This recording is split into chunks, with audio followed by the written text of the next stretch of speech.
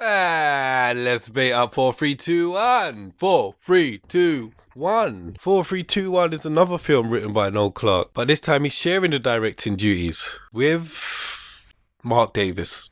4-3-2-1 is a story of, well, it's 4 intertwining stories of 4 female friends, and it's based over 3 days, and it just basically shows what happened in their 3 days and how everything fits together and crosses over with each other, and there's a main story involving some diamonds and just how all the paths cross together and just how it all relates to each other in the end. It's I don't want to say it's confusing. I will say it's convoluted and it's just like really over the top.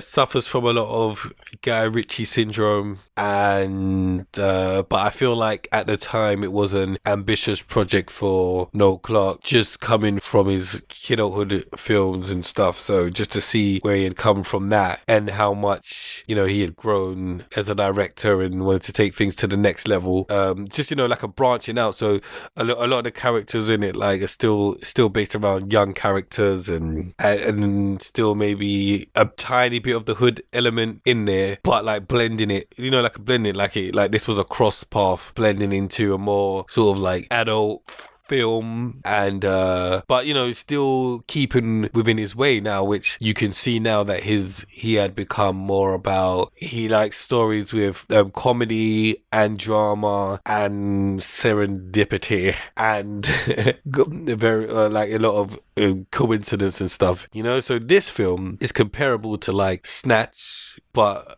lacking all of the goodness that Snatch has. But when I say that, I mean, you know, it's tried to be a Snatch show. A lot of the sort of, it wants the stylistic elements of Snatch. It wants a lot of the story elements of Snatch, and it wants a lot of the wit of Snatch. But it's not that successful in pulling it off because, you know, like obviously if you're Guy Ritchie, he does that, man. You do that. If you're like a Tarantino, you do that. But if you're mixing it up with stuff that's ridiculous, and then you can't help but throw in some of the other things that you normally do, and then you're doing stuff that's just insane and just impossible, then, you know, it will pull you out of the film. But let's get into it. Bait up, but my eight, bait up. Okay, I'm just gonna stop now. Bait up. Come down with the stones right now. Oh, such conviction. Oh, let's do it. Oh, my size. Oh, my size again. What the fuck you thinking, blood?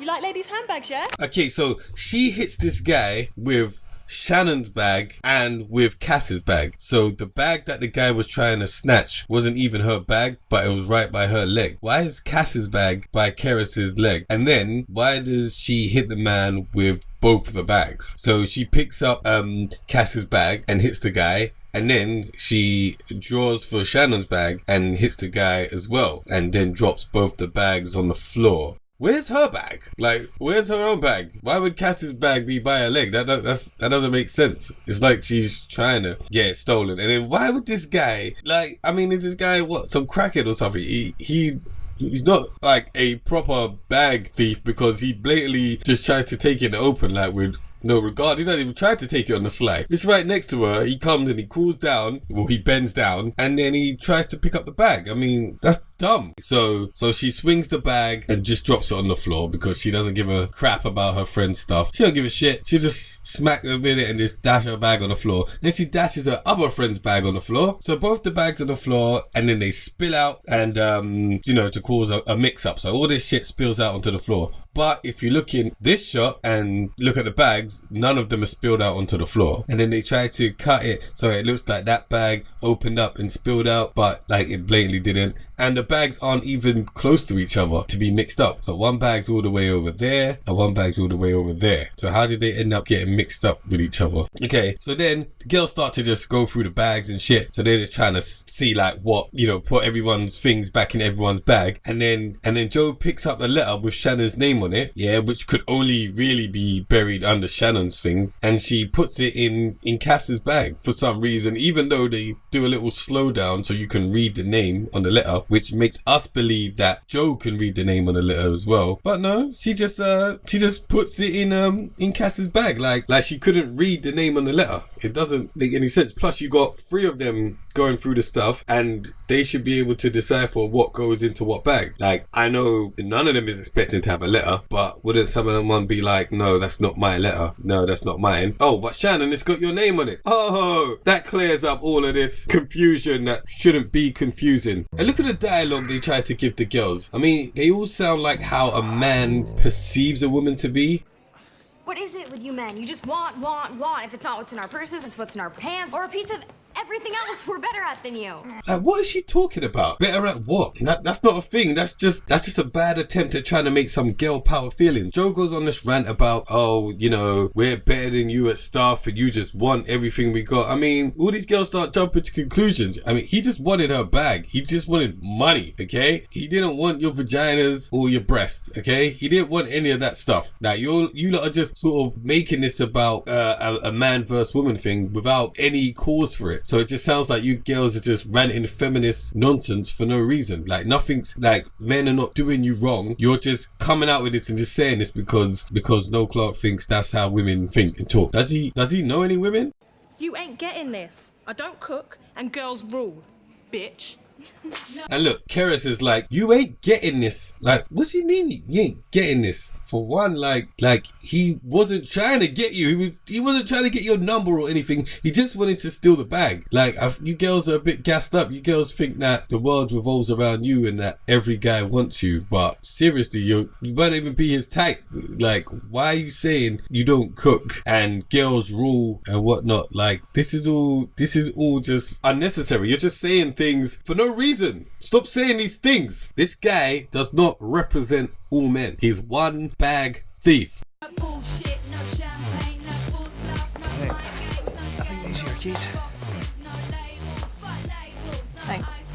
She takes these keys and looks out the window like she can see a matching car, but there aren't any visible car keys here. And what kind of car would this purse snatcher have anyway? Like, this normally happens in films where you pick up some like Mercedes keys and someone's like, here you go, are these yours? And you look out the window and you see like a really high class brand new Mercedes and you're like, yeah, I'm gonna take this because this is gonna be my chance to have a nice car. But this is some random bag snatcher. I'm not expecting to have any fancy kind of car. Plus, if you're in some place like this, like some restaurant, I doubt, like, I mean, it's not impossible, but like, I doubt that the car's gonna be parked right outside. I mean, he's probably in a car park somewhere or on the road somewhere else. So I don't know what's making you just automatically know that these keys go to a car that you could see right out the window. Like, he might not even have his car. Just because you drive, it doesn't mean you drove there. Like, you just see keys and you think, oh, I'm gonna take this guy's keys, which like makes you a thief as well. You're also a criminal now. So all this bitching about stealing or complaining and fighting a guy, but then you're stealing the car, yeah, that's crime too. Is he really checking the quality of these diamonds by holding them up to the sky? And he's just doing this right here because they couldn't find a clandestine area. I mean, I've seen enough people looking at diamonds to know you need some kind of magnifier to tell if it's a proper diamond. If you know diamonds and know what to look for, then you're gonna need to not just be holding your naked eye up to the sun. And you know, you holding like something clear up to the sun ain't gonna make it easier to see anyway. You know, sun in your eye and you ain't gonna see the shit. Then he puts the diamonds back in the bag. You see, look, he's got none in his hands. Then he runs off with these guys, including Bashi. Can you see the 4 black guys, including Bashi? Okay, cool. Then Bashi changes into a white guy and hold on. I swear that's not even Adam Deacon. Man's got a stunt double for running. And Bashi got the worst stunt double ever. How's he turned into a white man? Then look at this in slow motion. Yeah? See the diamond? See the bag? See the diamond drop? The same diamond he didn't even have in his hand? Real Deacon? Stunt double Deacon. And oh, Bashi is back. And white boy is gone. You know, if police was after you for stealing diamonds and they saw you on road in Westfields running away, it isn't going to stop them from catching you. They would have like called for backup already and had police waiting for you at every turn. You're not just running away. You're part of some big diamond heist and no police on a bike. They ain't gonna send no 2 police on bicycle to come and track you down. Come on, don't be silly. Noel Clarke split camera effect followed by doing stuff montage. What do you mean? Did you not read my note? I put a note in your bag. Explains everything. Shannon, damn your mum and her inability to use text messages or even leave notes in places where you might find them. And why, if she's leaving notes, is she still there? You're supposed to write notes and then leave. And why can't she just tell her now? Is it because you need the note to be in the hands of nosy friends that will read the note and then use it to further the plot? Does Joe always just, I don't know, get dressed like just with a door open and just bop around naked? It's weird, man. Like, you still got a man in the house. Yeah, I know he's not walking or anything, but he's still in the house and he's not related to you. Like, fix up. Are you okay? No. Is it about that boy stuff? Look, babe, they're not worth it. You didn't come here to borrow my, No. Really gotta go. My What, mum. you fucking bitch? Did you take my hair ties again? No, bitch, you didn't. This is the female dialogue in this movie. Lines like, boys aren't worth it, you didn't come here to borrow my zzz, and bitch, did you take my hair ties again? No, bitch, I didn't. Look, Shan, I really gotta go. What do you want? I just need to talk to someone. Can we talk tomorrow? No, I need to talk to you now. Dude, she has things to do, you know? And you don't even look upset. You're not crying or anything. Plus, you won't even tell her what's wrong. You're doing that kiddo withhold information until it's needed thing.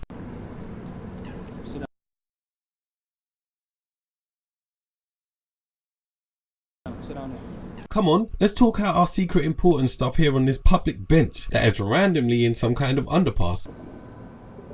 Are you my sisters, mate? Yeah, coinky dink. Yeah. Is there any need to snatch from her? Haha, it's funny, this picture of a small baby. Come on, man, I gotta go to work. Come on, man. So you lot just found a whole spot just to say something that you could have said on the walk to the spot. Like, you barely said anything, man. Why did you find a place just to say that? Is it just so you could have been saying it next to Shannon so she could hear it and that can sort of tell us what's going on in the plot? Stop doing these things, stupid things, for convenience to the plot, because the plot's stupid and it needs no convenience if you're going to keep just doing things that are coincidental. Yeah, shoot that. Feel better.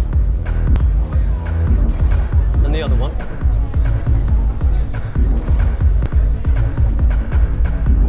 So, what are you doing tonight? Where's that guy? Gone. What the fuck are you doing? Are you nuts? I'm over there with Jazz and I saw him feeling you up, so I came over. I think it's time for you to go home, babe. I just wanted to go home with that guy, Jesus. That guy is Jesus. Joe won't talk to me. My mum What are you talking about? You would know what she's talking about if you listened. But no, we're just going to keep doing that thing where people keep cutting her off before she can say what happens. I'm gonna kill you two bitches!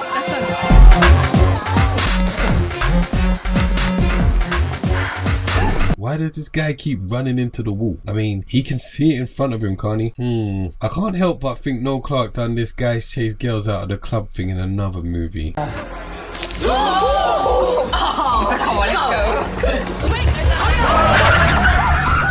Come on, let's go! Oh, God!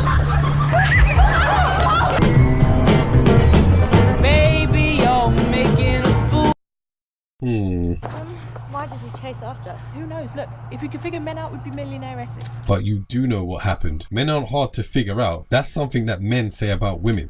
When I was with you earlier, did you see a note anywhere? No. From who? Do you want a lift? Shouldn't she just give her a lift anyway? Why does she love Pringles? This can't be relevant to the plot, can it? Yeah, I bet it's relevant to the plot. No, it's your mum's fault. I feel like it's me. Mum left. Joe's sister says I'm weird, and Joe wouldn't talk to me. I called Cass last night, and she wouldn't even talk to me either. And Keris, we've known each other since we were kids, and... Other people got shit to do too, you know. You didn't call me. Go away, Shannon. Seriously, Shannon, it's not all about you. Shit, man.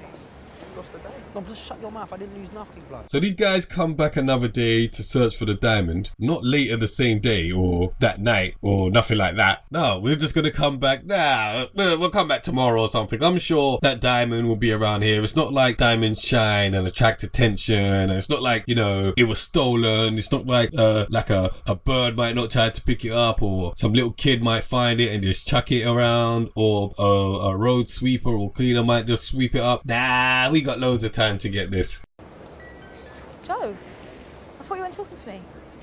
She said talk tomorrow, you needy fool. Can we talk tomorrow? No, I need to talk to you now. Hey, my birthplace. Is this shop meant to be open? Look, I can't talk right now. Can you leave? You just asked me to come here. And now I'm asking you to leave. Can you just go? Why? Because she's here with her man. She didn't have to be rude. She could have been like, you need to go now, please. You know, like when she warns the other guy to leave and she says it in a nice way and kind of like insinuates some shit. We're closed. Sorry. Oh, I thought this was a 24-hour... Oh. I'll call the police! You tried to warn that guy, didn't you?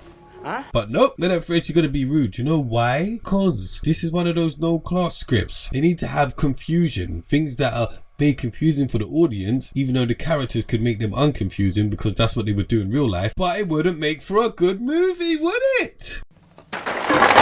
You can't just steal Pringles like that. Your friend doesn't own the shop. And who even stacks Pringles like this? What are you saying, babe? Please don't. You wouldn't believe the shit couple of days I've had. Please don't what? They haven't even said what they're gonna do. What? Please don't what? They might be just trying to ask for your number. I don't know. You don't know. Please don't what? Why does she think they're gonna care about what's going on in her life? This girl is really annoying. She thinks that everything is about her and she thinks that she's the only one going through shit in life. Yeah?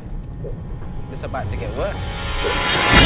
Why did they even shoot her with the paintballs? I mean, maybe they just do this for fun, but if your goal is to rob her, why make the process longer and more inconvenient by having evidence and changing it all into a gunpoint mugging that has more stakes? Like, you know, if you shoot someone and mug someone, even if it's with a fake gun, like, you can get charged for having a gun because it's like assault with a weapon. So maybe they don't care about this, but all of this effort to like, what, rob like a purse from one girl. This is like those bad guys that you see in like these Spider-Man films or something. Like, there's no need for that. At least the other guy earlier just came by himself and tried to grab the bag. Like, these guys in the bad guy shooting the girl and everything just to get one bag from her. She don't even look like she got any money in it. Shit, bro. That's all she's got. I want it.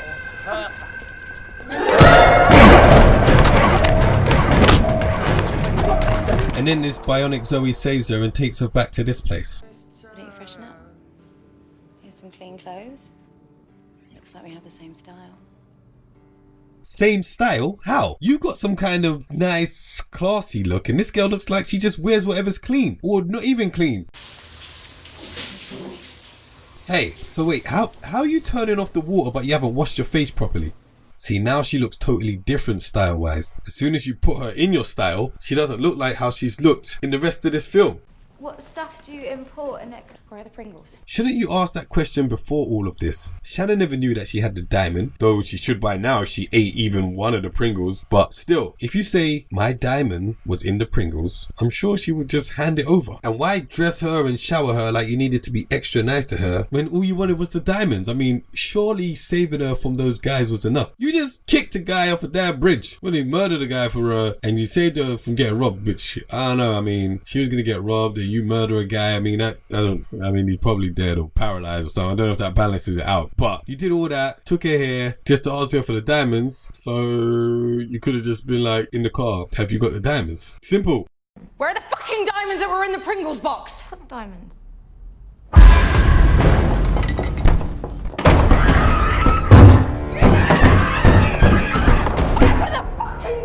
Especially if you're going to lose your cool and go crazy against your character. Isn't she meant to be cool and together? I get that she may have desperation, but level-headed people maintain a level head in these situations. Not go from zero to psycho in seconds. Clearly she doesn't have it on her person because her clothes and stuff are with you. I mean, you was looking through her bag and stuff and you didn't see it. She's in the shower, so clearly she doesn't have it on her. So why are you going crazy? If you just go up to her normally and say, there was a diamond in those Pringles that you took, or just the fact that you stole these Pringles from the store and eat it back, you had something important in there which you're not even sure of. You don't even know if she's definitely got them. Why are you going crazy? Now that I come to think about it, they don't even know if she took that one. It could be anyone. So she's going all crazy and it might not be in there when really all she needs is to find the Pringles, ask for the diamonds and have her details so if she tries to run you can find out where she lives in case you think she does have them. Fix up Taras. Listen, bitch. If you want to leave, you'll open this door right now. Plus, also, if you use the CCTV in the store, you'd be able to see where the diamonds were put in the Pringles, which Pringles had it on there, and you'll be able to see how which one she took, providing there's cameras there, which there should be. And he couldn't have put it too deep in there, because to stack Pringles on top of it, he must have put it somewhere that's easy to see. Like, he couldn't have put it like deep in the mix, because he would have had to undo the whole thing. This whole Pringles thing is stupid, by the way. And by the way, Pringles are not in boxes. They are in cylinder containers. You see, a box is normally like a square or a rectangle. I'd even take other shapes, like a triangle box, you know? I'm saying, or even like a sphere for a box, you know? But I ain't taking no cylinder as no box, because it ain't a box. Not even boxy. Why wouldn't she just tell her that the diamonds stroke Pringles are probably still at the scene, which she would have known if she just asked her? And why were the Pringles in her hand when she was looking at the art, but not when she had opened them and seen a big bag of diamonds? Plus, she was in the shop when she was talking to her friend, so she knows that she knows her. All she needs to do is threaten Joe to find out where she lives. Plus, Adam Deacon's character lives near her, so she shouldn't be hard to find. So all she needs to do is say, look, I know where your friend works, I know everything about her, you got diamonds in my Pringles, where are the Pringles? I will kill your friend. And she'll be like, okay, I think I left them at the scene there. She goes there and she finds the diamonds. Bam! End of film. Bomba clad. End of bomba clad film. Okay, there's still one more diamond to find.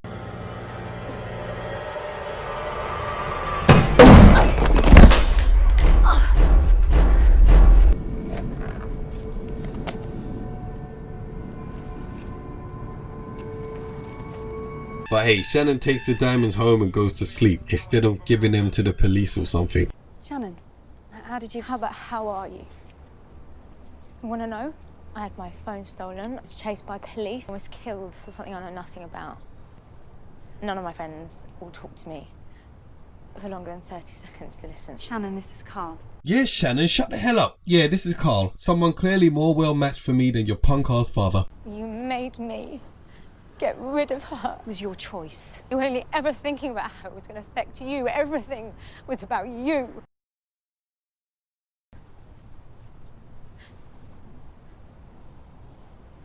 You've never noticed my scars, Mum. Yes, honey, I never noticed your scars because you keep them hidden. You know, like the same way you didn't realise I was unhappy with your dad. It's not all about you, Shannon. Shut up.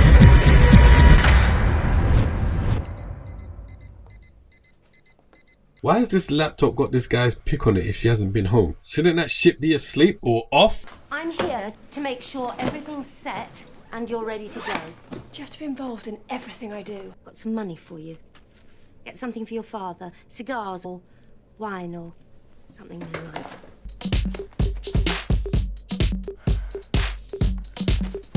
It's for, you know, just in case. Also, get a couple of gifts for your mother. You know, one of those designer handbags or perfume. Why are they giving her cash? So these girls are all friends, but they got nothing in common. I reckon Noel Clarke was like, I need to write characters. Lesbo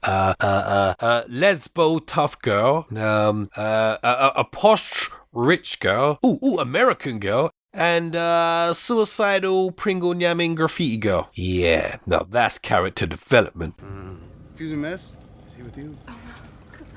This guy is sleeping before the plane is even taken off. Like, how tired are they? He must have just got on the plane and went straight to sleep. This is always the most awkward part. Easy, pal. Excuse me. Thanks, man. You rock. You're so cool. Sorry.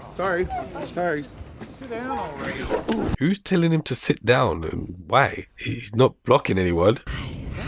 Sir? Oh, is there cheese in here? Because a pinhead of blue sends me into shock, and then I need an adrenaline shot, and blah, blah, blah, blah. So... I'll take it. If she's not going to thank you, cheers. Dude, she only wanted a part of the meal taken away. He took the whole tray and she just lets him. Then he offers her a cracker, like say it's not hers. I get that this is the joke, but why would she let him just take her food after she was so happy to receive it? I work for IPS, International Parcel Service. Coming right back tomorrow. Can you believe that? You want a cracker? Yeah, sure. Hey, Cass. Hey, Joe. What's wrong? Calm down. You ain't video calling no one from New York to London without Wi-Fi. You know what? Fuck him. Fake iPhone camera. Noel Clarke finds random ways to show all of these girls in their underwear, even if it doesn't make sense. Yeah, so I get that she might have been trying clothes on, but why is she just chilling there in her underwear so casually that she opens the door forgetting that she's still in her underwear? Like, that's dumb. Oh my god. Yeah, sorry I'm late. Wow, looks like you're expecting me. Oh, please.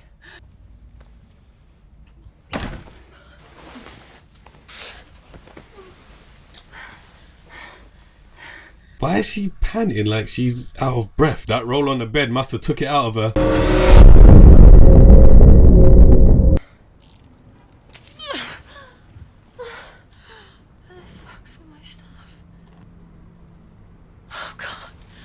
So this guy just has sex with her, and then, you know, when she wakes up, he's gone, and her stuff's gone. He's robbed her as well. So this guy is just a guy that sexed her and robbed her. You know, a little bastard. Why does she look relieved to see the money in her bag in the safe where she left it? As soon as she saw the bag, she should have known that the money was in there. Now, why does she have cash? Her parents gave her a lot of cash. Now, obviously, these girls are all still living with their parents, so, you know, they're not like so old that they've decided to move out of their homes. But they're not young enough to be in school. They're not school kids. So why doesn't she have a card or even a credit card? I mean, they all look like they're over 18. So why does she could have a credit card? She's rich in it. She could have a bank card. Why is she carrying cash everywhere? Just carry cards. It's easier to access. Maybe have a bit of cash, but you've got so much cash that it's ridiculous.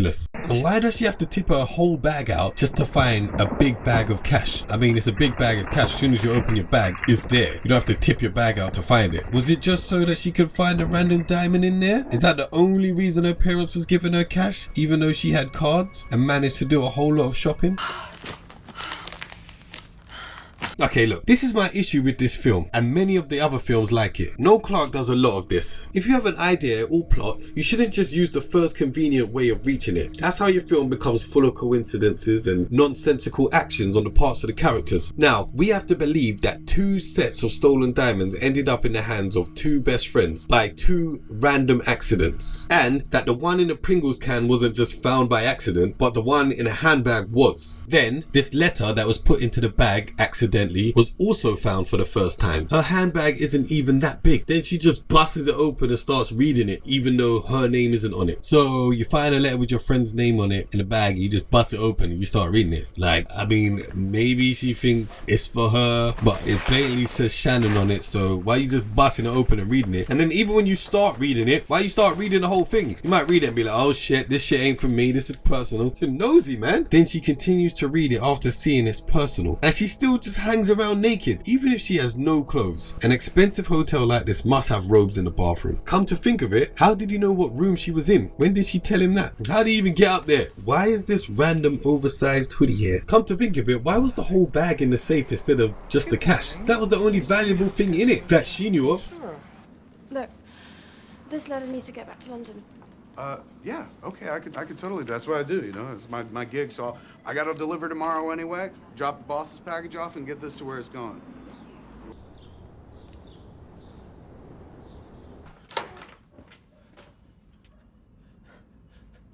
Cassandra. Down. Who are you? I'm Brett. Please don't do this.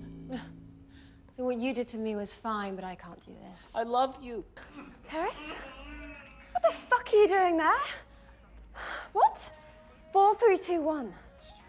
Yeah, a stupid code for a stupid fucking girl. Sandra's live feed. How many live feeds has this guy got of her house? So this guy lives alone, or inexplicably with this guy. Dude, seriously, what the fuck? If you see your friend in this position, you don't act like this.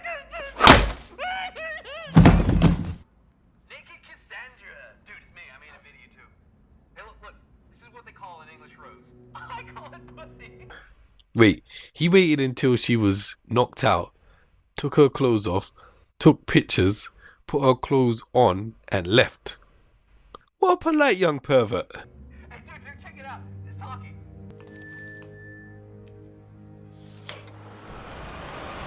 Miss Blorowski. I'm so sorry I'm late. How the hell is she travelling around without her bag? Getting taxis and shit. And wouldn't she be cold? Why is she not buying clothes? Like, you're in New York, man, and it looks cold. It doesn't look like it's summer. So, you know, maybe spring or something. You know, you'll be cold. As you young people say, if one snoozes, one loses. That's not a young people saying. We shouldn't have done this.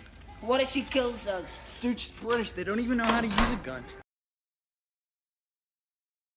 Do nothing, Jesus. You jumped on me. Why am I doing this?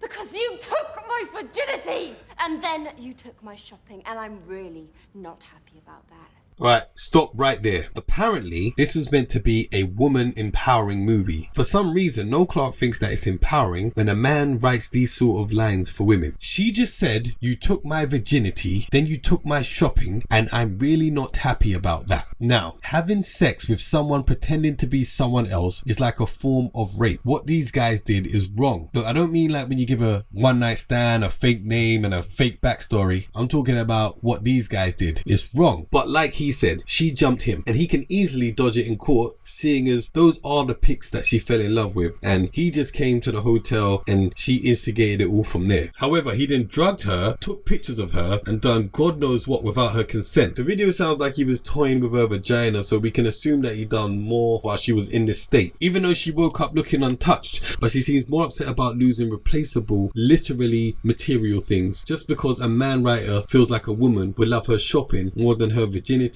broken heart, and body that was violated at the hands of a perverted, opportunistic thief and date raper that lures young women away from their countries for what looked like unprotected sex and a one-night stand. This one quote reduces the whole movie down to a level that is more regressive for women than progressive, no matter how much you make them beat men up physically. Sorry, okay?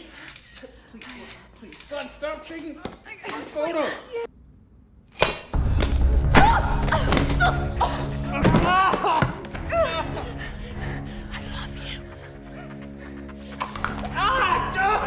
How can this one bite hold this guy off for so long? He is being bitten through his jeans on his legs, and his legs and hands are free. He could easily slap this geek off of him. Why is he chasing her? He knows what he's done. And yeah, she got pics of him, but she already had pics of him. If he's scared that she's going to show the police, he should want her to be running away. Unless he is planning to murder her, because everything she has done to him is nothing compared to what he's done to her.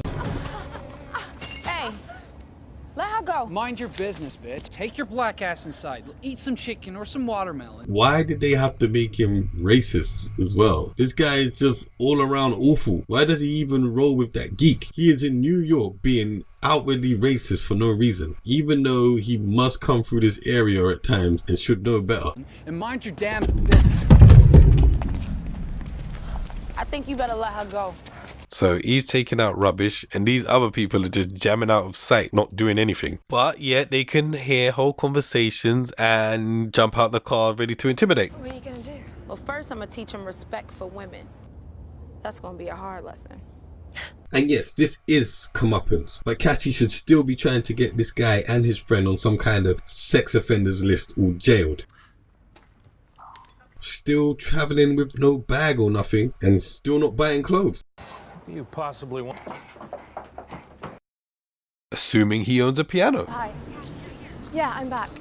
Look, I think I might know where Shaz is. 6 years with us and you don't know her place doesn't mean her home. So coincidence again. This is the bag of diamonds that are found in the Pringles can. They are now at the other friend's house and her brother is a part of the whole heist in some way. What do I do? You keep him here till tomorrow. When it calms down and I get the call, I'll come pick him up. It shows you the ball. They're not boobs, Dad, they're breasts. Boobs are stupid people or mistakes. These aren't mistakes, they're there for a reason. Thank you, Cass. And Keris goes to Cass's house to steal something while she's away. Do you want some Climagra? It's like Viagra, but jelly.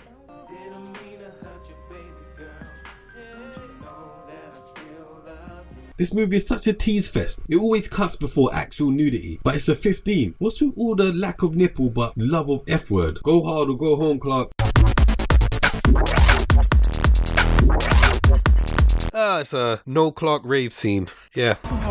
Hey, yo, babes. Hey, well, can I join, yeah? Why don't you fuck off? Oh, this thing where the character moves a girl and gets rejected.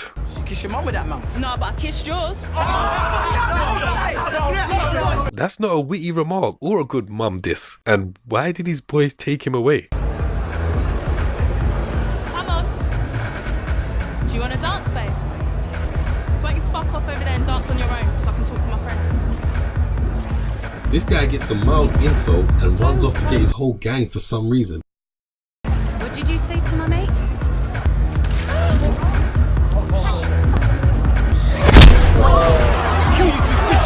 And then he focuses on threatening both the girls instead of that guy that just punched him in the face.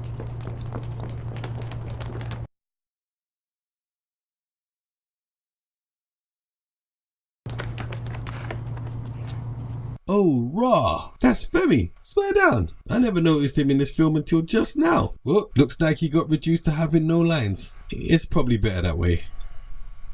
It's definitely better that way. Yeah, when I catch you, I'm gonna show you what a real man's all about. You need a pussy and a pair of tits to get with me. Looking at you and your two friends there, you might have a chance. So, earlier you said that they are not boobs, as boobs are stupid people or mistakes. But now you're calling them tits, and at the same time, using that term to describe negatively this guy and his friends. That goes against your original argument, and shows that she just likes to say whatever at whichever time. She has no real views. How's she gonna leave that Viagra stuff as a gift for her girlfriend? Like she is meant to use it when she's not around. Is this for random hijinks later? Yep. It's gonna be for random hijinks later. Like seriously, like imagine girls just like, imagine your girlfriend just leaving Viagra at your house. It's like, here, it's a gift. It's like, what the fuck are you leaving it at my house for? Like, I'll only be using it when you're around. Or are you trying to insinuate otherwise? I mean, that's a weird gift to use. I mean, if you're just like, yeah, I'm going to leave these here in your cupboard at your house for when we use them. Yeah. But if you're saying it's a gift so you can get horny, why are you leaving it? Why is it a gift? We're going to do this together, aren't we? It's a gift for you. That's what it is. It's not dangerous. Yeah, you are thin. What do you mean Again, I failed? you are How can thin. you fail me again? Yeah, Why you are are you thin failing me all the again. time? Why did she even get the same examiner? What are the odds? Calm yourself. Why is he kicking the car? Calm yourself. That's not the examiner's car, so you're just kicking your instructor's car. Like, why are you kicking your instructor's car? Get your hands off my chest, pervert. What? So she calls him a pervert and then does a face like she just done something wrong and embarrassing. I don't get this girl's acting, to be fair. Her facial expressions are always off and wrong, and I just don't like it in this film. Maybe it's the way she's been directed, but I just don't like it in this film. Mouth shut about anything you see me do. What's your problem? You hate me that much because we've got different dads? You still have to squat like a bitch to take a piss. Look at this dialogue. We have bad exposition and non-offensive lines taken offensively. How is this offensive to a woman, even a lesbian one? She isn't some kind of overly masculine, overly tomboyish kind of girl, so why would she care to the point she slaps him? This would be more of an issue for a woman struggling to be taken as seriously as a man is in this man's world. She slaps him and gets upset, but she is supposed to love being a woman. You can't go from empowering the woman body and its features to being upset that you can't do something manly. Like, she gets really upset about this when her brother says this. It says that she still has to squat. But yeah, she does have to squat, but before she said that girls rule. So why would this be upsetting? Like, what's wrong with squatting? That would be the same as her saying, you know, to him, well, you know, you need to stand like a man to go wee. So what he's doing is he's saying that women are inferior because you have to squat. But instead of her turning it on her head like she's been doing the rest of the film, she takes this and she gets upset. But she should be happy that she has to squat. There's nothing wrong with sitting down on the toilet. Eventually we all have to sit down on the toilet. Yeah? It doesn't make sense. If I did a doo-doo standing up, it doesn't make me any more manly. You know, you have to think like, are you someone that's empowering and strong as a woman? And, you know, she obviously loves women and she feels like she's a powerful woman herself. She fights.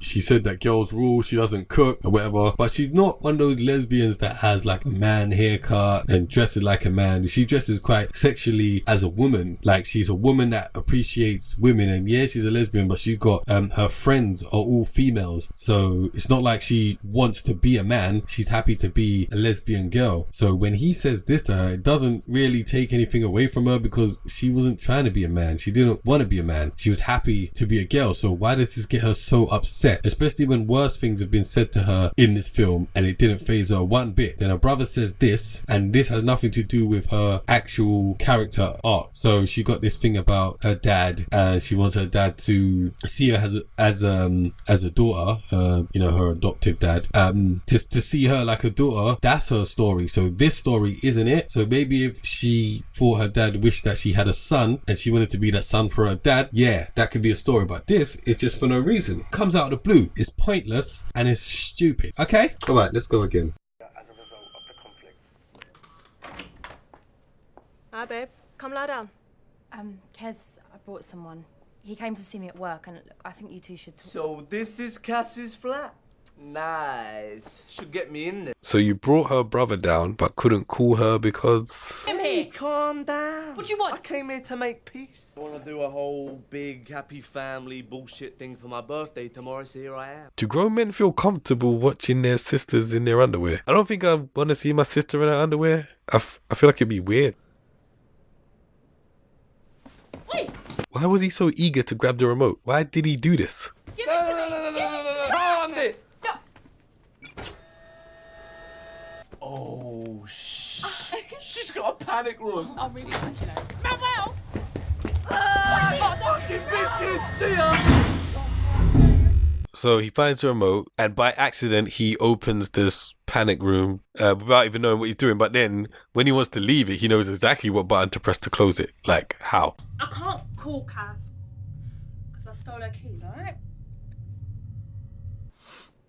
Hey, you boys know anyone who wants to party today, you send them here, yeah? I'll crack this thing if it's the last thing I do. I'll just start from the beginning, innit? 0001. He locks them in the panic room and for some reason they can't get out. You can get in there with a touch of a button, but you need a code to get out, which seems backwards to me. I mean, that makes it a prison. I'm no expert on panic rooms, but I feel like there should be more like a code to get in and then you can get out with a touch of a button rather than the other way around, because, you know, if you're trying to hide from someone, you want to make it harder for them to get to you if you're hiding in there. But if you're in there, why are you going to make it hard for you to get out so you're stuck, you know? So you can stick someone in there and you can just throw someone down there and make them not be able to get out. That's a cell, because you're like, you can't get out, you need the code to get out. It doesn't make any sense. So she was just chilling in her underwear too. Is this a girl thing that I don't know about? Will you just chill in your underwear? This is your fault. You brought him here. Damn that He's mouth. not my Then dad. why do you wind him up all the time and make him shout at you like he is? Because I wish he was. This is an undeserved revelation.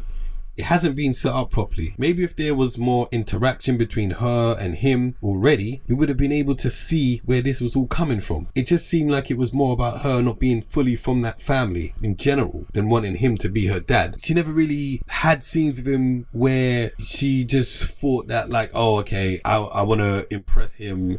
I wish that was my dad. I'm going to show him stuff. Like, she should have been doing stuff like trying to make him proud, but feeling like he wasn't proud of what she was doing. Or maybe he was just treating her like how we would normally treat a daughter, but she's just taking it wrong. But you didn't see any of that in there. She doesn't even seem to care. Also, the questions that she asked her are standard things to go through with a stepdad, especially one that has raised you since birth as a baby. Like arguing with him and getting him upset and him arguing, that's standard. Why would you say that? Why would you even bring that up as a thing? Of course people are going to do that with their dad and their mum. Weirdo. Stepdads, everything. That's what happens when you live in a house. Give me the phone. Does she know all of her friends' mobile numbers? I stole your keys. Code, please. That's a stupid code. Thanks, bye. 4321. The 4321 isn't a stupid code. It's a stupid film, but it isn't a stupid code. It's only to get out of the panic room. It wouldn't need to be complicated. What, did you want it to be sort of more complicated and harder to figure out? Well, if somebody's down there, they're not supposed to be fucking trapped. so they should have an easy way to get out. There should literally be a button that says open, get out. Why is this guy even sitting on the bed? Take the hint, bro.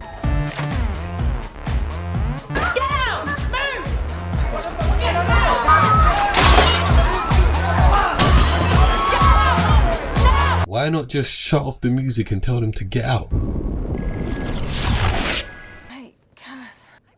Yeah, it's spotless. And so after all that, these two just decide to just chill in their underwear and take a nap. She has made no effort to clean up and just pretends that she has. She really is the worst friend ever.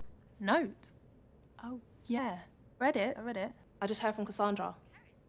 Yeah, she says she's got a note from your mum, but she sent it to me. When she tries to tell her that she has the note, she just hangs up, just so you can do that thing from kiddohood and adulthood where things aren't revealed and for no real reason. Again, just reading a letter that isn't yours. What's up with these nosy people? I want to know that when you look at me, you don't see an embarrassment. She was already pregnant with you. The other guy, your biological father, he was gone. I was at your birth. And you are my little girl. Now we get all of this explanation and context that we didn't get previously. But now it's kind of made even dumb now because he was there from before she was born. So either he has been loving her like a daughter all along or he hasn't. Either he treats all of his kids the same or he doesn't. That needs to be made a bit clearer so we know if her feelings are justified or not.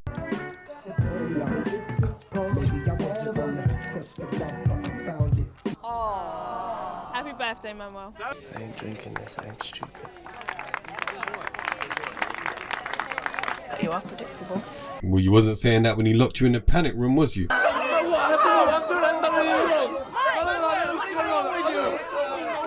Seriously, dudes, it's just a boner. It's not that big of a deal. And it's also nothing to cause uproar. You fucking dare! I'm warning you! Struggle and I snap it off. And then she just knocks him down with the door and then locks him in the boot. And he just lets it happen. And why does this girl find all this behavior so attractive? It feels like her character keeps changing. Keeps going from being like, you know, a little bit smart to a little bit stupid. How did he break through the back seat from the boot? This is a brand new car, right? I mean, I know that these bits can go down in a car, but like, I don't think you can just push them down. You need to normally like clip some kind of button or something. And she's just telling him to stop it instead of, you know, pressing the brakes. Then they just crash into the store somehow without any airbags. And then she thinks nothing of it when she just finds a gun on the floor. Take my keys and go get in my car, okay? What the hell is this side exit? Look how this doorway is just about car size and they went right through it like they planned it. And her head is bleeding like she banged it or cut it during the accident. She should be going to the hospital and making sure her brother who had no seatbelt on is okay. One of you girls is going to have to work nights at the Mart. No, I have already called Barry to let him know one of you is coming. So what, her mum called the dude and just arranged a late night shift for her? No, that's not how these things work. Oh, you don't like it, but it's going to be treble pay and we're going to need the money. Yep. Triple pay to stack shelves at night? Come on, don't be silly. Double at best. Well, most likely time and a half. Well, it's 5 to 1 a.m., so you better get ready. 5 to 1 a.m. Dude, only about 3 of them hours are going to be considered unsociable hours. So you're not even going to be getting your double pay the whole time. All girls just parade around in their underwear all day in Noel Clarke's weird fantasy world.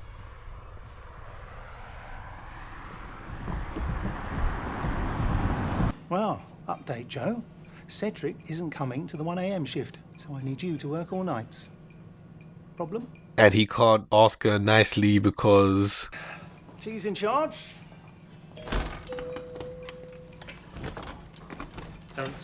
T's in charge. So what, he calls him T to the staff, but calls him Terrence to his face. What?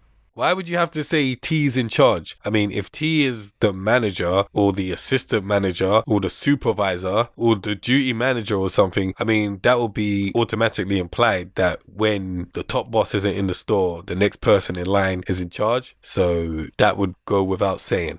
Clean the staff toilets and the customer toilets, then sweep and mop the floor. Then do a stock check and stock shelves 1 to 12. Start new displays for the items that aren't selling well in the places I've marked. Reprice the king-size sneakers and cash up register 1 and work on register 2, which will rotate until morning.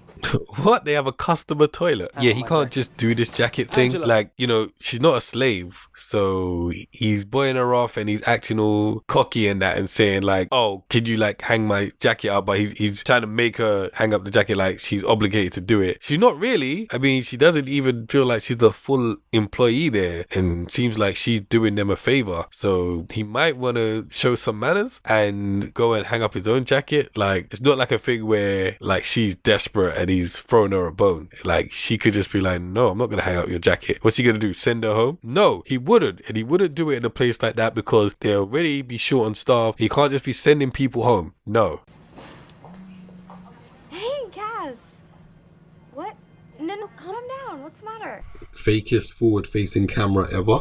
I don't know what you do on those early Saturday morning shifts, but when I'm here, bags, makeup, and especially phones stay downstairs. Are you sure this place has a downstairs?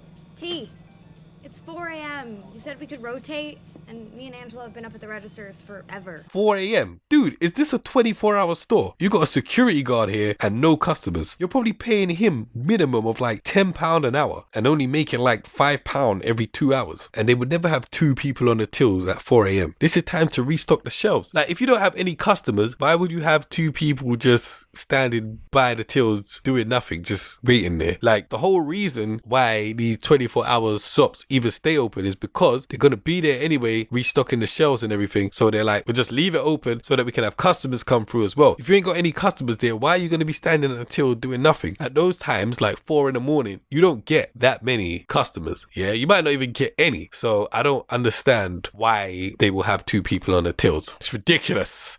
Shut up. Yep. Strangely sexy, though. So Noel Clarke wrote this line about himself. Think about that. Where's the safe key? You mean the safe key isn't still securely hung openly behind the till with a label saying safe? See, like, this is a dumb thing. This is what makes you think, like, you got to research these things before you do it, or you got to know how these things work. So if you got a safe key, yeah, you cannot leave it behind the till, which is open, yeah, especially because in this film, the safe is on the shop floor. So how can you get a safe key? So how can you get a safe key with a tag on it that says safe, or, you know, a safe key with a label that says safe right where it goes, and then just have the key just there so that anyone can just reach it at any time, take it, find the safe, open it up? That's not how safes work. It's not safe if it's not secure.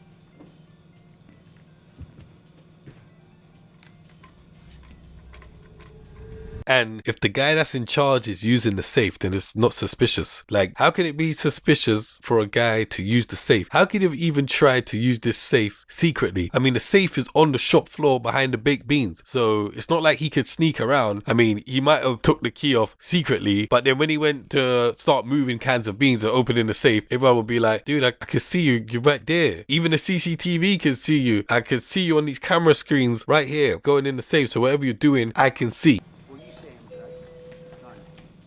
Does that shop make that bing bong noise every time people enter? So why even have a security guard then? You might as well just wait for that noise to come off and then get staff to just keep an eye on that person. That's probably what happened in these kind of situations. If it's an independent corner shop, they're not paying a security guard. Yeah, so if it's one of those supermarkets like Sainsbury's, like, maybe they would have a security guard, because they do tend to have security guards. But if they do, then why would it make that bing bong sound when people walk through the door? It doesn't matter, because there'll be a security guard watching there. Yeah, so? So, will you work again tonight? When? Come on. Joe, please, just tonight. I really like him. Is this where the car was parked, yeah? But later it's over here. Well, just come by and see me later. I gotta get off the phone. I can't be on the phone here. Yes, I'm getting off the phone. Why is her getting off the phone the priority if her shift has already started? Shouldn't that be the main focus? You know, lateness? All 3. Thanks. I don't think they have aisle numbers in these small places. I mean, maybe they do, but it seems pointless to be like, oh, go to aisle 5 and they're like, yo, we've only got 4 aisles here in the first place. Just tell me to go where the bread is. Look, firstly, yeah, you know, he's kind of hot, brooding, arrogant, and he probably has a really big... And this is Noel Clarke writing the character he plays to be overly attractive to women. You know, ego. No, not right now. Shouldn't she be prepared for this? And by saying not now, is it too late? Did she leak already? How about that I'm watching you? I mean, what was the deal yesterday with the safe key? Huh? If you say one fucking word about that kid. Hold on. Now we're getting to one of the most ridiculous things about this whole film. The fact that the safe is behind the baked beans on the shop floor. But I'll get to that later.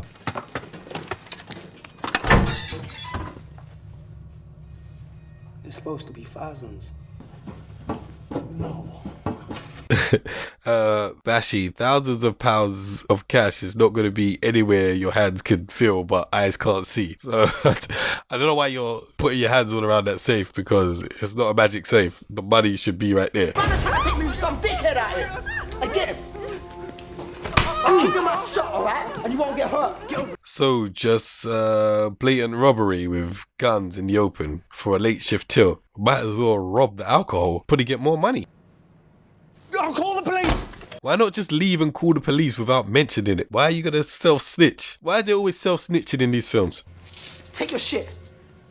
You said you'd act like you didn't know me. You're supposed to come in, drop the stuff off, get your money and leave. So you bait up the whole plan to everyone for what? Is it just for us? Is it just for the people watching the film? Yeah, it is. You tried to warn that guy, innit? Huh? And now you're gonna shut your mouth, or I'm gonna hurt you. Don't hurt Well, shut your mouth, alright? You're all gonna keep your mouth shut. Oh, I don't think these films can understand this. Adam Deacon is not intimidating at all. You need to go. Why be like that? Look, you need to leave. Leave. I just came to talk to you. Why be like that? Can you just... He hid them because no reason. Huh? T, think fast. That's got your prints on it, alright? Just in case you thought about getting a bit clever. Clever? How? Has someone been shot with that gun? And it's all on the CCTV that the police can see. And why the fuck would she take it? Why is the CCTV just at the desk ready to be easily removed? And why does it record straight onto CD and not a hard drive? All she pressed was eject, and the CD can't hold a whole day's worth of footage. And it's now like middle of the night and shit. See, how these things work is they record onto a hard drive, you know, onto memory. And then when you want to make a CD, you gotta like pull it in and then record the time that you want onto the CD. And it wouldn't just be out there in the front. Like how this place works is beyond me. I mean, they got like a customer toilet, but they seem to have no outback area, no staff room, no back office where they count money or anything. It's like they just do everything on the shop floor. Like, why doesn't the CCTV go to the back, you know, to a back room where you can access it? If you could just eject it and take it out, then everybody would do that. You would make it pointless. So is it usual practice for the CCTV not to be in use? I must have forgot to put the new one in. Look, I admit that it is a bit strange having a safe on the shop floor, but we assume... Yeah, now the safe. I want to talk more about this safe. You don't put safes in supermarkets in the last place you would look. You put them in a secure place out the back. In a 24-hour place, how would you use a safe or have G4S or someone pick it up without being noticed? You can't. Okay, so let me talk about this safe. So how Noel Clarke has written this script is just that the manager is a friggin' idiot. He has put the safe onto the shop floor behind the beans. And his reasoning for it is, I put it in the last place that you would think of looking. I put it in the last place that you'd look for it. You know, I know that it's unorthodox, or I know that it's, you know, this is not the norm. Well, you know, this whole thing about safes is it's not to be unusual. You're not supposed to be out of the norm. There's supposed to be a normal place where you find safes in these places. But the thing is, they're safes, so they're supposed to be hard to get into. Not so much hard to find. It's not like one in your house where you have to like hide it behind a picture or a mirror or something. This one is in a shop. So if I go to a shop, like, I will know where the safes are going to be, yeah? Because the safes are going to be out back in the area where they count the money, like the office, like the cash office or something. You go there and there's the safe with all the money in it. But just because you go there, you cannot get into the safe unless you are a safe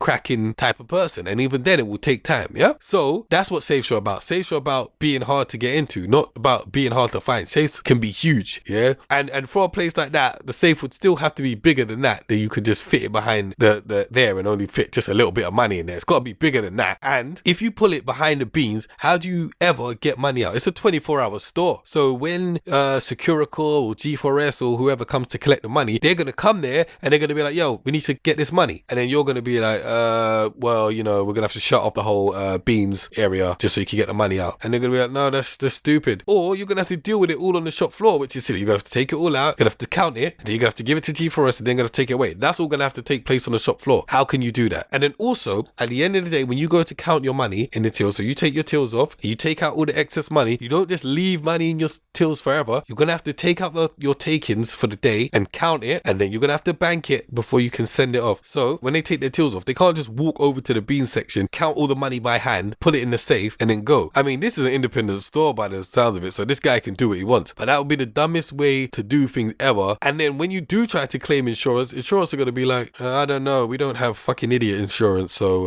you're not going to be able to get away with it this time. Like, how can we give you insurance if your money is on the safe and that people can easily get to it? Yeah? Noel Clarke, stop writing things just for convenience sake, because it's so obvious. It's too bait. You're just like, the safe should have been out back. So he should have been able to go out back, open the safe, go check it out, do what he wants. And that should have all been on CCTV anyway, unless he got a way to destroy it, which would have been believable if he could just stop the CCTV from playing. That would have been believable. But I would have had to go out back and she would have noticed the key, and the key shouldn't be out there anyway, because if somebody finds it, they could be like, oh, the key to the safe is right there and the safe is behind the beans. And if you could get to it without people seeing, which is what they're implying that Noel Clarke did, then you could easily rob that place. Or you could just rob that place with your friends. Like, I could just be like, oh yeah, I work here, look, I'm just going to give you the safe key, you're going to sneak over to the beans, you're going to open the safe, you're going to take money, you're going to leave, you're going to put the keys back, and no one's even going to notice. You know how easily it would be to do that without anyone noticing if the key is just right there behind the safe? The key should be in some kind of safe itself, okay? Okay, that's my rant on safes. Hi, I work at a safe place. I don't. It's a very dangerous place. Anyway, on with the show. Frankly, it's lucky that I took that cash out. Since the guy took the money out of the safe, so what? Did he think that was money that was supposed to be there? Does he not know what money is in his safe? Like, if it was a lot of money, yeah, in that little safe, that would have filled it up. That would have filled up the safe. You would know if you've got too much money than you normally have, like more money than you normally make in the safe, because you can see your sales figures in that. You can see how much money you've made. So when he saw a lot of money in the safe, did he just go, I'm just gonna go take this down to the bank? And then, like, T didn't know that he was doing this. And when it says he removed money, what do you mean he removed the money?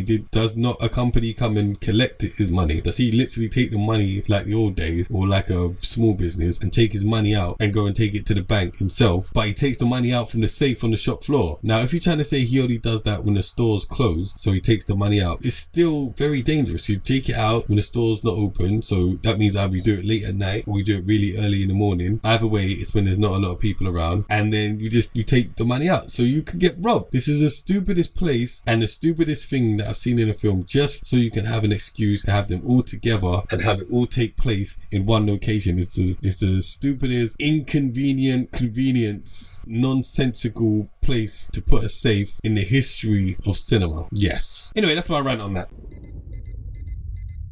You are about to die. That whole audience misdirection thing only works when there is a reason for the character to actually say it.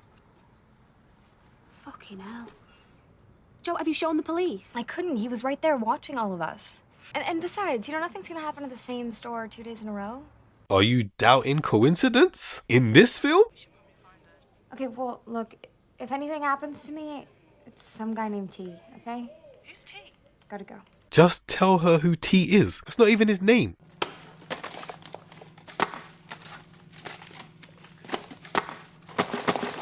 I popped all the tops when he wasn't looking. Alright, so you popped off all the tops of the Pringles to make it stressful for him, but this must have been long for you, and as a security guard, you shouldn't be just destroying all of that stock. And when did you do this? I mean, if he opened the store, then when did you find the time? Because he opened the store and then you went round just popping all the Pringle tops. Like, it probably would have been long for him to just shuffle through all of those anyway, because he would have been trying to find the one, so he would have had to look at all of them to make sure that's not the one. So popping all of them just makes him have to take the lids off and go through it, which is long, but it was just as long for you because you had to open them and peel them back. So it was longer for you. So I don't see how it's a win for you. Go. We can sort this out. Go. Okay, wasn't she scared to show the police the CCTV because he would know that she did it, but she's okay with holding a gun up to 3 mysterious gun-toting gangsters that know where she works in an attempt to save a dude she doesn't like that injured your friends and threatened innocent customers? Angelo! Okay, I need a breath. So she is doing this. Why? They are giving up their guns. Why? It's 3 gunners against any girl. She ain't shooting shit. This ain't the US. She will do life in jail. And sending Grey Worm towards them, danger much? Joe. Yes. Well, today, for the first time, I'm gonna say no. And you haven't been passive this whole film. You've been doing your own thing a lot. For example, not finding the time for your friend or not sharing your stuff with your sister, taking Tampax, etc. Like, you're making it sound like you're just some character that gets walked all over and doesn't do her own thing. But really, you've just been doing your own thing like most of this film. Just shut up! Now that she's looked the other way and you've pulled your gun out, and now that it's a 1-on-1 gun pointing, you're in a much better position than when it was 3-on-1. Now you've got the upper hand.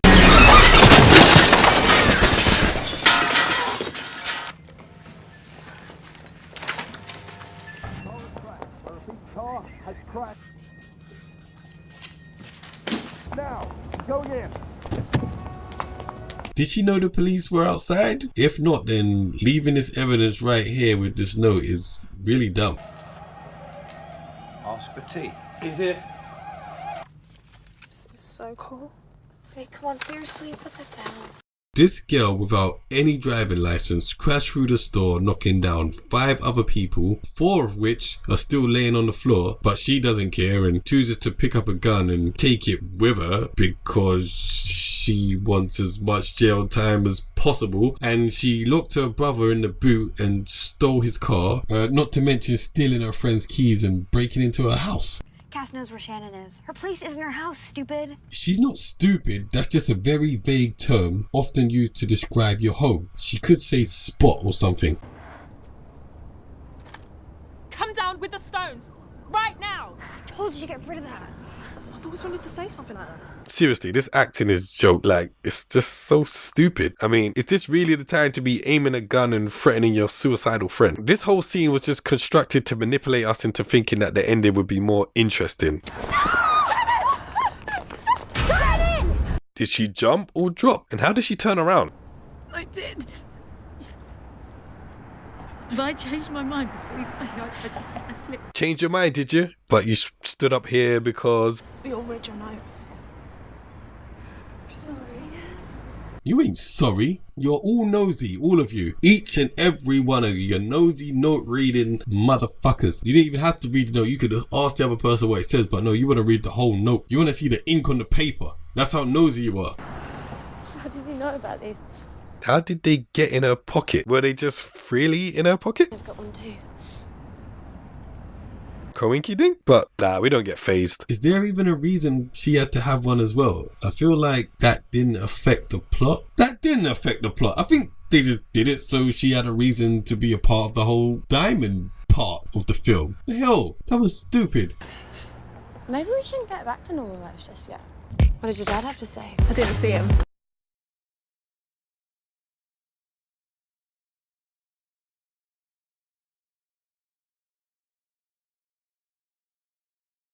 What did you want my spray can for? Nothing. What a bitch. That's her family home. There's I don't understand this note. Is she asking or telling? Why has she left him with all of the diamonds and told him to give them to the police so she can split 4 ways with them? He isn't getting any of it. Why is he involved? He's just sitting down there minding his own business.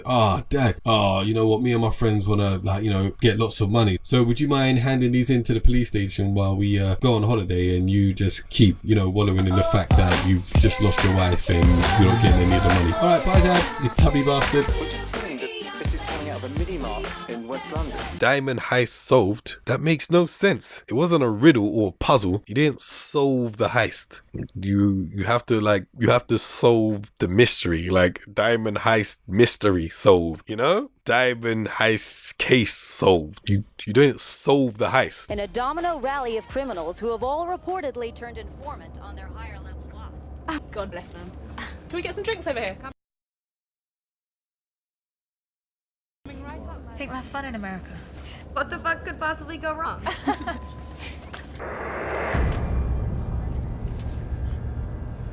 Vodka on the rocks, thanks. Coming right up. Then the girls are presumably murdered by this chick after being tortured for the whereabouts of the stones, which leads to the attempt on killing her dad. But this chick is arrested on her arrival back to the UK because, according to the news, all of her people informed, so Shannon's dad got the reward all for himself and used that money to win his wife back, probably. Sorry, Carl. And that's 4321.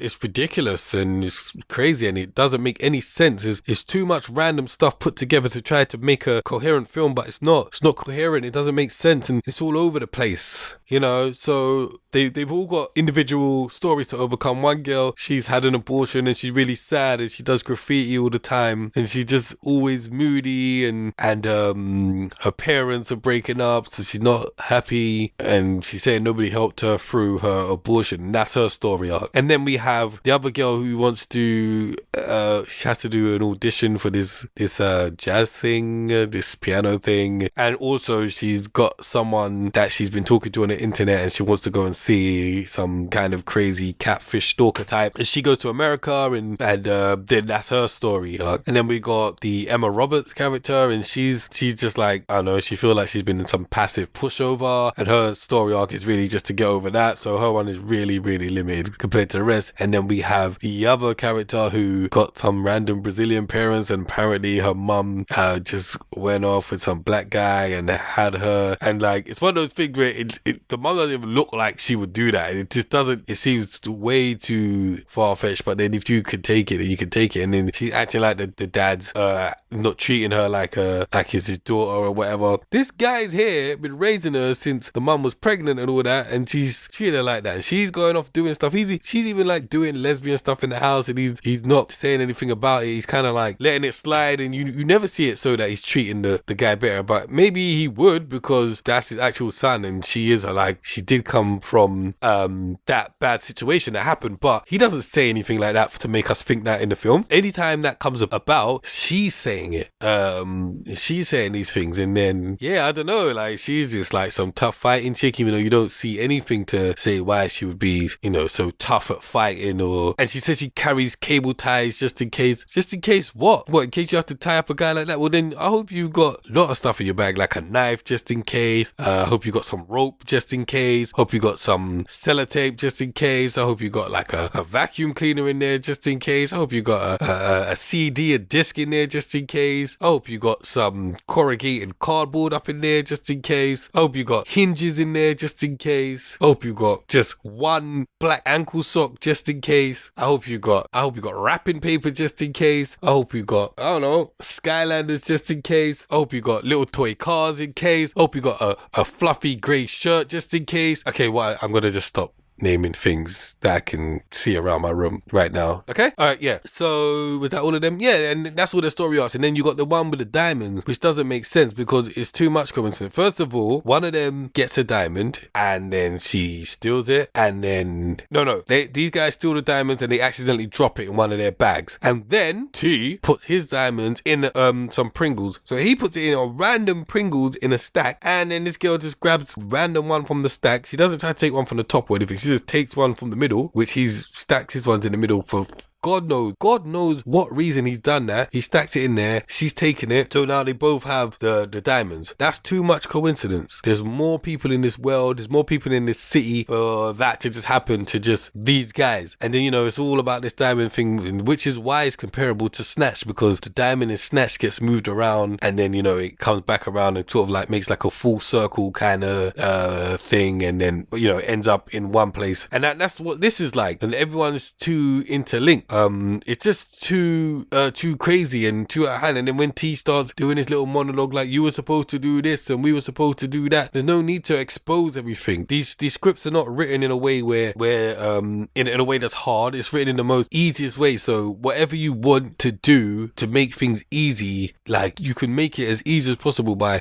writing yourself into a situation and then just getting your way out of it. The simplest way, you use a nonsensical way to get out of things, just because that's just the easy way. If you can literally write the words down, then you can just get away with it, and that's how it seems to be. Like, these girls just don't seem to have much in common to be like a really tight group of friends. Like, maybe they could be like friends, associates that know each other, but they made out to be like tight, like his Sex in the City and that, like, these 4 girls and they care about the same stuff, they like the same stuff, but then it doesn't. They like the same stuff. Like, well, one of them is made out to be like, she's like posh and she's rich and she plays piano and she likes to spend money on clothing and stuff like that. And then most of these other ones seem like they don't care about stuff like shopping and stuff, and so when you see it, you're like, I don't even know how you lot are even friends. It's like you're just friends because the script wants you to be. And then some of the things that are said in it are said like just how maybe somebody would think a girl would talk, not really how girls would actually talk, which is what happens when guys write scripts for girls when they just don't really know what they're talking about. There's just a lot of ridiculous stuff in this film, and this film needs help. I mean, it's like all the rest of the Noel Clarke films. Not every single one of them. Some of them just don't want to watch again, but it's like one that you can watch, you can keep watching over and over. It's not offensive, it won't bother you, but you just got to know that it's just ridiculous, and it's just maybe like just a bit of fun, but it's not that funny and it's not that great, but you can still watch it and you can still, like, I guess, enjoy watching it. But and that's the bait up of 4, 3, 2, 1. Bait up. Next one soon come.